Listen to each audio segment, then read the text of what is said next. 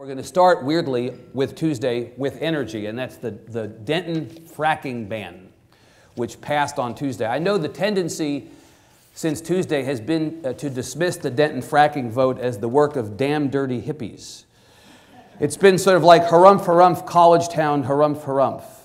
I haven't really called it that. Well, you haven't. No, of course, no. Well, you're chairman. No, you're too much decorum. You wouldn't actually. No, but even before that, I wouldn't say that I think it's... But you know that the reaction to this has been, well, this is an isolated deal. And, you know, I looked up the vote. Nearly 59% of residents approved the Denton fracking ban. More people in Denton approved the ban than supported Dan Patrick, Glenn Hager, or Ryan Sitton statewide.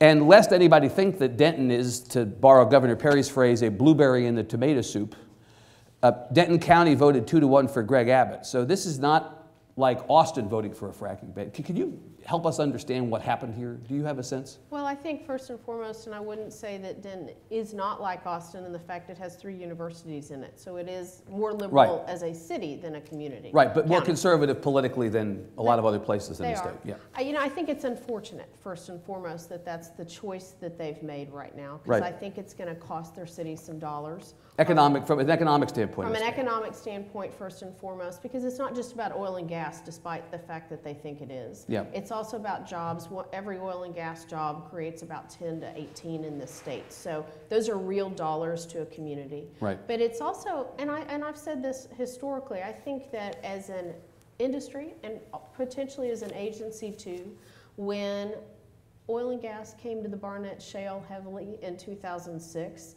we missed as far as an education process and explaining what fracking is, explaining what was going on up there. And I think this is the results of that in a lot of respects, and a lot of misinformation about fracking. And so I will say to the city of Denton, I think you've gotten sued already twice yesterday. Texoga and the Texas General Land Office, both General Land Office. And jumped on it first of the morning. And there was a suit actually filed about 3 or 4 weeks before that from mineral interest owners. And I will tell you, I believe it's my job to give permits, not Denton. So I think there's going to be some legal things that go on from a lot of sides that again cost that city dollars. Will the Railroad Commission get in on this and sue? We're looking to see what our options are and to see, but we're going to continue permitting up there because that's my job. Right, but you haven't foreclosed as an agency on joining into or possibly filing your own suit. We are having conversations, so we'll see where we get about in that. The next few weeks. Do you begrudge the citizens of Denton the opportunity to cast this vote? My colleague Jim Malowitz a few weeks ago interviewed you after you were elected chairman by your fellow commissioners. He asked you, should cities be allowed to regulate, this was specifically on the Denton question, should cities be allowed to regulate that aspect of drilling if that's what they decide they want? And your response was personally no. And I still agree with that. I thought you guys on the Republican side of the line liked local control. Local control is great. Yeah. On a lot of respects, but I think you've got a lot.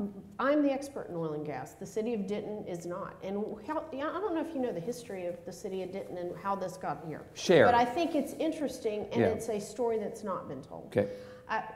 First and foremost, I think cities do have the right to do setbacks for health and safety. That is their job. That is their right. Right.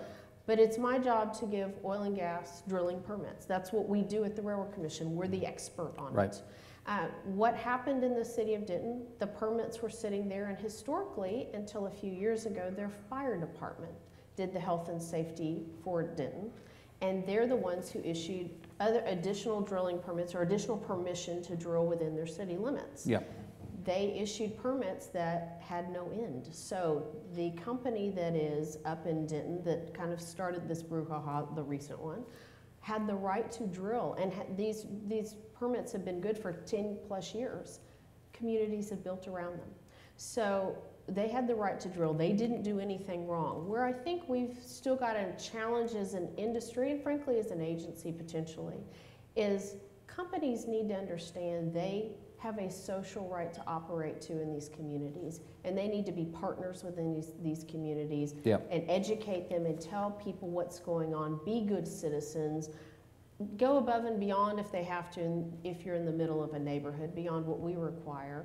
And so they didn't do anything wrong. It was a we are not happy that we have people now drilling in my neighborhood, but Yep. 10 years ago those neighborhoods weren't there. So your position, just to be clear on this, is that the citizens of Denton, whether or not they've cast this vote, there may actually just be, from a process standpoint, it may be irrelevant what they've done because It might be, and I'm not sure how they enforce it either, Yeah. by the way. Yeah. Because you've banned fracking. Well, if you're in the Barnett Shale, frankly, the only way you can get the natural gas out of the ground is to frack. Yeah.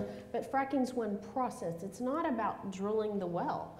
Fracking's 3 days of a 5-week process on Yeah. a well. It's one process, and I think we've been fracking.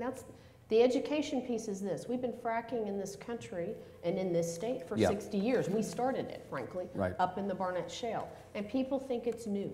And it's not new. The technology has greatly increased, obviously, but it is not new. Right. And it's safe. One last bit on this before we move on to the rest of the results on Tuesday. The assumption has been following this that this may be like a virus that spreads.